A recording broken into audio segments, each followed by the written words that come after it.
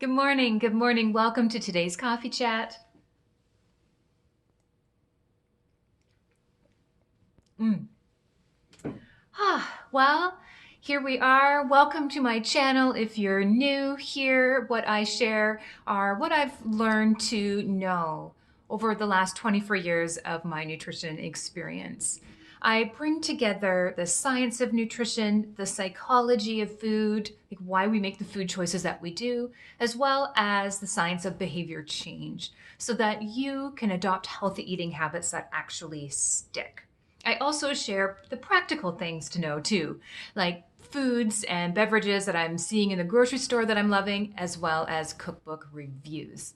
So if you're new here, I encourage you to click the subscribe button below and the little notification bell so that you can benefit from what I share with you every week on Thursday morning. Today, what I have on my mind, well, I shared this information with a workshop on Sunday, and people responded to it really, really well. It kind of was like, I could see in their faces, it was blowing their minds. They were opening themselves up to it. And so I knew that it's what I wanted to share with you today.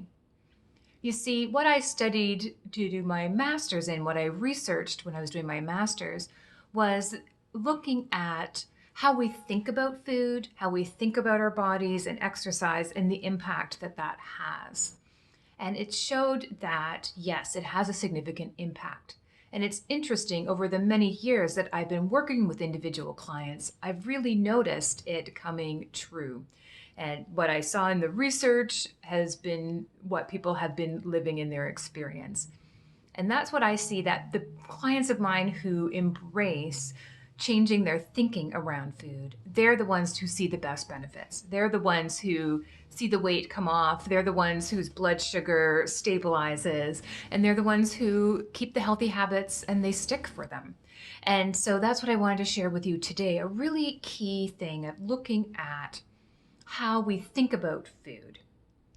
Because something that is just so true is that just because something is common doesn't mean that it's right. Just because something's normal doesn't mean that it's correct. And words are also really powerful. So, have you ever said, or do you ever hear yourself thinking, I can't have that?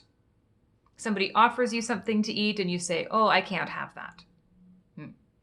That's what I want to challenge today. Because unless you have anaphylactic allergy or celiac disease or a rare genetic condition that doesn't allow you to eat a certain food, like PKU, for example, unless you're one of those few people that eating that food will literally kill you, you can eat that food. You may choose not to. That's a big distinction. I can't eat it versus I choose not to eat it. For example, somebody offers you a piece of, I don't know, chocolate cake, and you say, oh, no, you've been making a choice not to eat so much sugar, and so you choose not to eat the chocolate cake. Or maybe you have a gluten sensitivity, and so you choose not to eat the chocolate cake because you don't want to experience those symptoms. Or maybe, I don't know, maybe you've chosen to follow a specific diet. And so you choose, and that chocolate cake doesn't fit in that eating style. So you choose not to eat it. And then maybe a different food. Maybe somebody is choosing, maybe someone's offering you bacon. And you say, no, thank you, I choose, because you don't want to eat the bacon, you choose not to eat it because with your ethical values, you choose not to eat meat. Or maybe your cultural and religious teachings that you choose to follow don't include pork. Okay. I want to be really clear. I am not challenging your choice to not eat these foods. I'm not saying you have to eat chocolate cake or you have to eat pork. I'm not challenging that choice. What I'm doing is highlighting that it is a choice. You can eat the chocolate cake. You can eat the bacon. You are choosing not to. I really want to highlight that distinction because, oh, I can't have that. That's a disempowering statement. It's like, oh yeah, I can't. Like even when you like say that out loud in your head, or say that out loud and think like, what are you feeling in your body? What are you kind of feeling like, wah, wah. It's a disempowering statement. But, oh, I choose not to. Choice is an empowered position.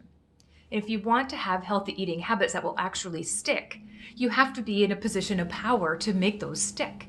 And so if everything that's going on in your head around food is from a disempowered point of view, you're not going to be able to have those eating habits stick.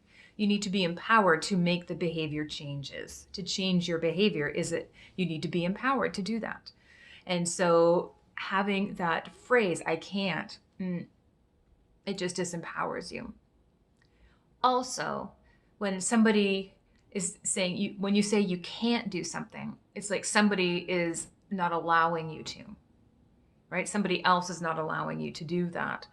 And, for a lot of us, that just kind of riles us up. And it's like, oh yeah, well, watch this. And so it kind of wakes up that internal rebel, and it makes you want to do that. It makes you want the chocolate cake more. It makes you want the bacon more and crave it, even though you're looking to be vegan now. It's not going to work for you.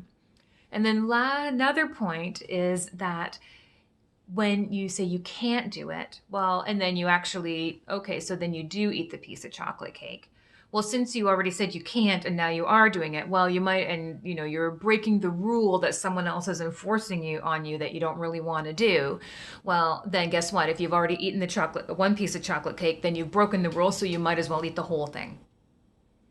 And so that I can't eat chocolate cake actually drives you to be more likely to eat the whole entire chocolate cake. Where instead, oh, I choose not to eat the chocolate cake, but then maybe, it's your birthday, it's your friend's birthday, and you choose to eat the piece of chocolate cake. Well, that was your choice to eat that piece. So you don't need to eat anymore because you're not rebelling against anything. You haven't broken any rules. You decided you wanted to eat a piece of chocolate cake that day. Okay.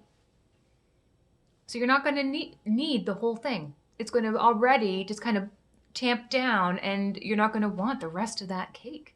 That one piece is great. That was your choice to have that, and then it's your choice to not have any more. You're practicing the position of power. You're reinforcing that position of power, which gives you more control, which allows your eating habits to stick because that's what you're choosing to do, so you're following through with it. I want you to just keep a little radar out for the sentences you say in your head, that internal voice, and the things that you say out loud. If you catch yourself thinking or saying, I can't eat that, correct it. I choose to. It's going to take a little bit of attention to change that mental track, that script in your head. But I encourage you to focus on that, to pay attention to that. And so, hey, if somebody offers you the piece of cake, if somebody offers you the bacon and you choose not to have it, all you have to say is no, thank you. You don't have to say, oh, I can't have that and blah, blah, blah. No, thank you. Done. That's the food psychology tip for you today. The mindset piece, the relationship with food piece, that is so important to making those healthy eating habits that stick. If you like today's video, let me know. Click the little thumbs up button below. Have a great week. Practice those sentences in your head. And I will see you back here next Thursday morning. And guess what next Thursday is? It's cookbook review time. And this is the one that's coming up, Yum and Yummer. And as you can see from my little tags, I've been cooking up a storm, really testing this cookbook out. Can't wait to share my verdict with you next week.